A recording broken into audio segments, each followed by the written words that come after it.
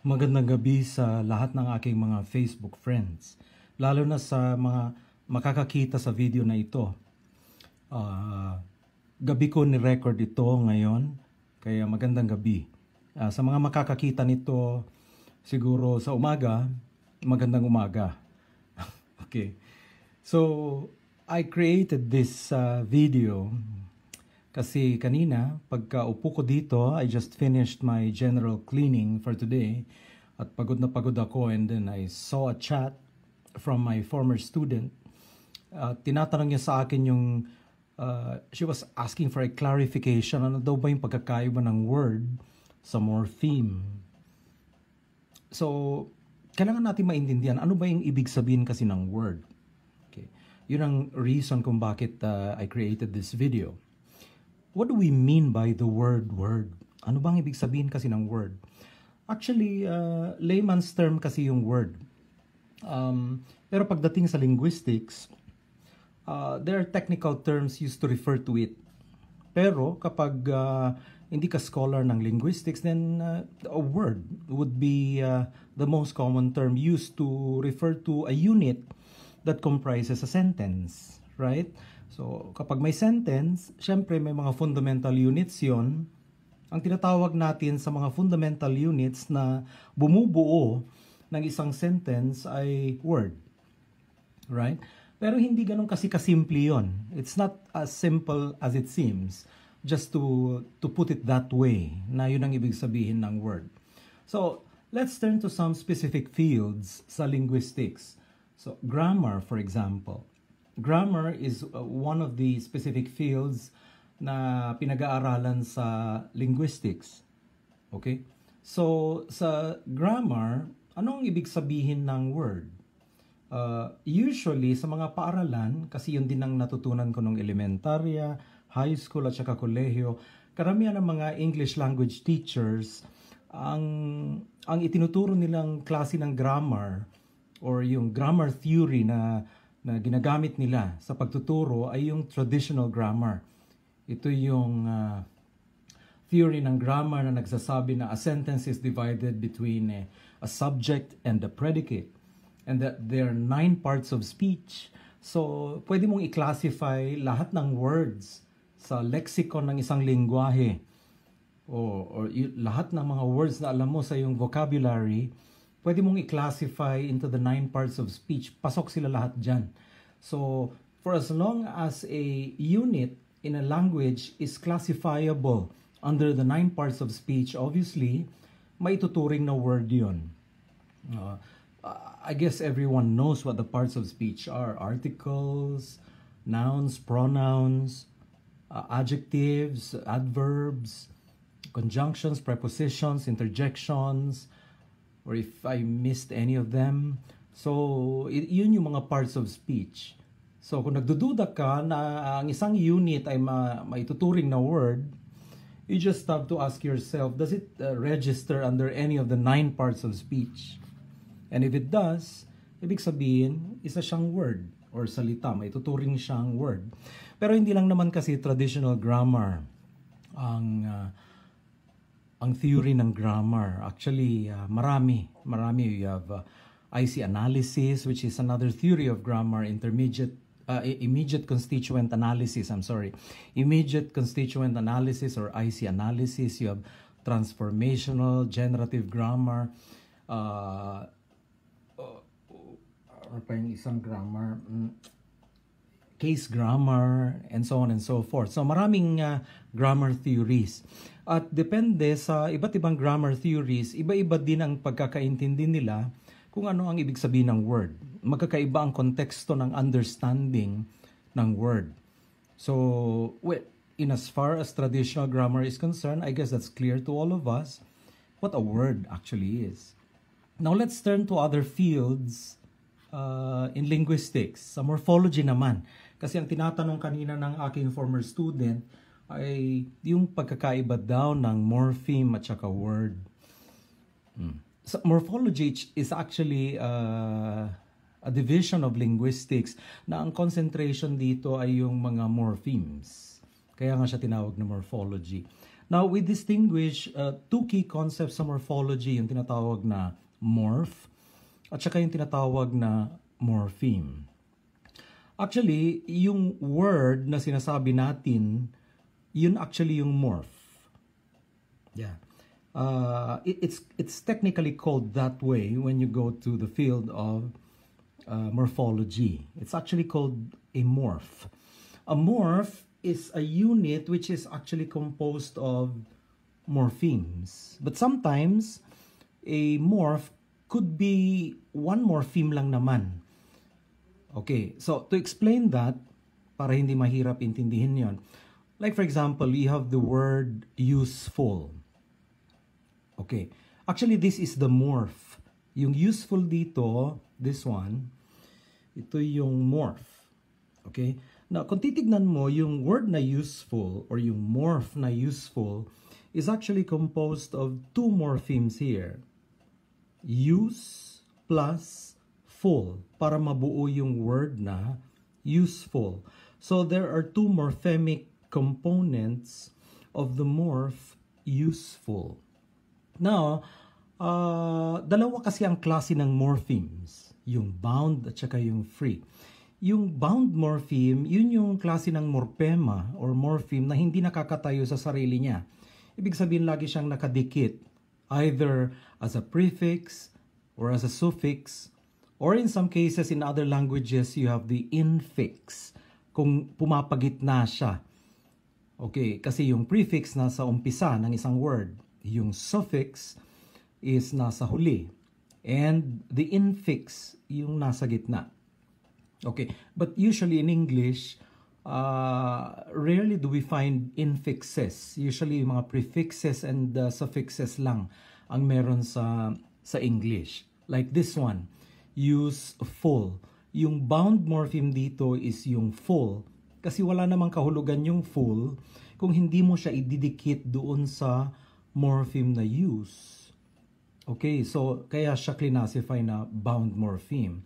And as a bound morpheme, since nakalocate siya sa hulihang parte, doon siya idinikit sa hulihang parte ng word, kaya siya suffix. Kung idinikit sana siya sa umpisa ng word, prefix yun. Right? Such as, for example, you say incomplete. Incomplete. So, yung in doon sa umpisa ng complete na idinugtong mo doon sa word na complete, that is a prefix.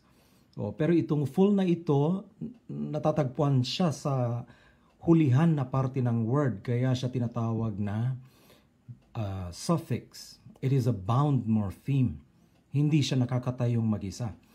Yung free morpheme ay may kahulugan na siya. It is substantial in itself.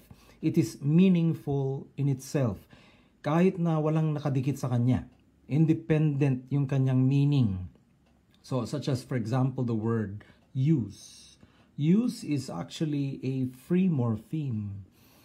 Kasi kahit naman hindi mo lagyan ng full yan, may kahulugan na yung use. You already understand the meaning of the word use in itself. Now, kaya lang nagiging bound at saka free morpheme ang mga dalawang ito kasi it has reference to this particular morph. Pero without any reference to the morph din ito.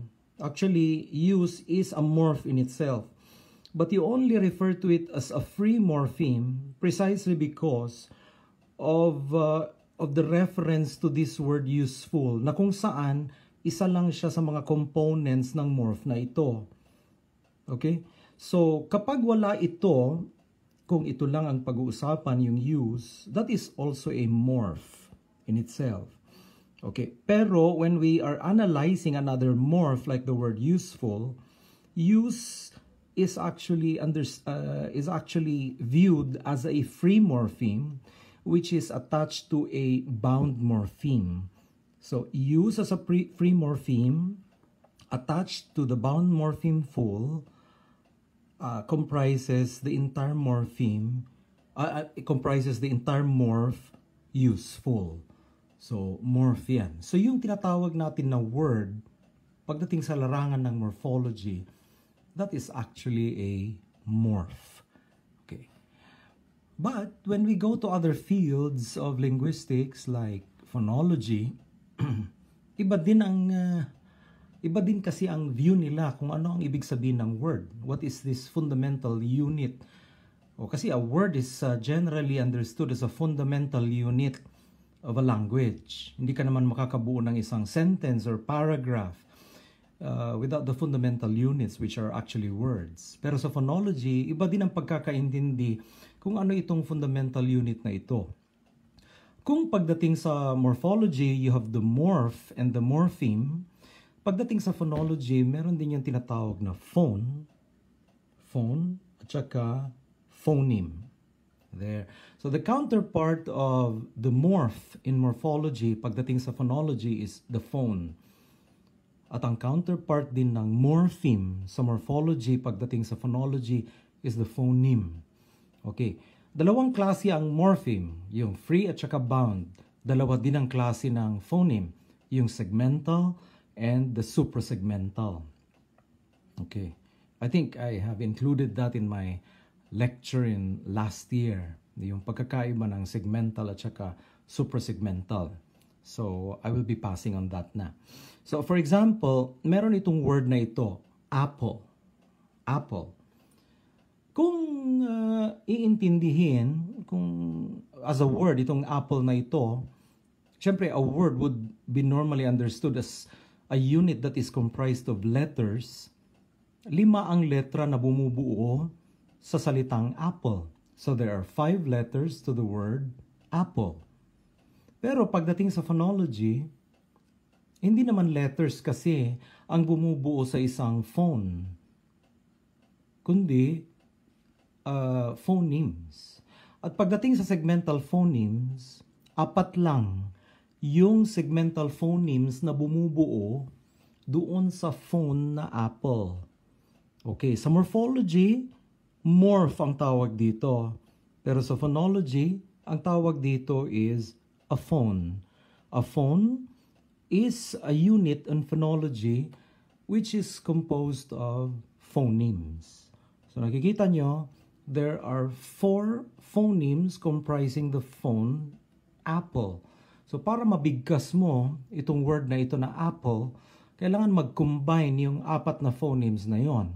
Ano yung 4 na phonemes na yon? You have a, and then you have the p, and then we have the and then we have the So 4 yung phonemes na kailangan na pag-combinein in order for you to be able to produce the phone na apple. A, P, Apple. There. Pero kung letters ang pag-uusapan, 5 letra yan. Pero 4 lang yung phonemes that comprises this phone. And this word, sa phonology, this phone, is considered as a single phone. Apple is considered as a single phone. And as we normally understand it also appears to be a single word. Kasi isang word din lang naman yung apple. So, isang word, isa din lang siyang phone. Now, let's go to the other example. The apple. That's the proper way to pronounce that. The apple. Hindi siya the apple, kundi the apple. Kasi blending. Magbe-blend. When you have a definite article preceding a noun na nagsisimula sa vowel sound, you glide. Okay? Mag-glide siya. So, magbe-blend yung dalawang words na yan. So, instead of pronouncing them separately, they are actually pronounced singly, which is the apple. Okay. Now, pagdating sa common understanding natin ng words, ilang words yan? Actually, 2 words yan. The, which is an article, and apple, which is a noun. So, grammatically, going back dun sa unang field ng linguistics, pagdating sa grammar, pagdating sa standards ng grammar, at tatanungin mo ang isang grammarian, how many words or how many units are there dyan sa phrase na yan, the apple? Ang sasabihin ng isang grammarian is, I see 2. I see two grammatical units. One is an article, the, and the other one is a noun, apple. So, in other words, dalawang words yan. Kasi magkahiwalay ang word na the and apple. Pero pagdating sa phonology, a phonologist would only consider this as a single phone because of the blending phenomenon or the gliding. So, the apple is only transcribed as a single phone. Yung transcription niya, for example, gagamit ka ng IPA symbol to represent phonemically or phonologically itong structure na ito, it will only be transcribed as a single unit, the apple. Hindi siya ita-transcribed as two separate units but as one single unit. So nakita nyo, but when it comes to grammar, dalawang words yan. When it comes to phonology, isang word lang yan. Because in phonology, they see words as phones. In grammar, they see words as grammatical units. In morphology, they see words as in terms of morphological structure. Okay, so hindi ganon kaliwanag kung ano ang ibig sabihin ng words. Mas maganda na when somebody asks you about what do you mean by words, the appropriate answer there, yung tamang technical na sagot doon is, that would depend on how you see the word based on the different fields sa phonology. Okay? So, and based on the different fields linguistics. Okay, kasi magkakaiba ang ibig sabihin ng word or magkakaiba ang tingin or perspective sa word depende sa iba't ibang specific fields under linguistics. Okay, so good night.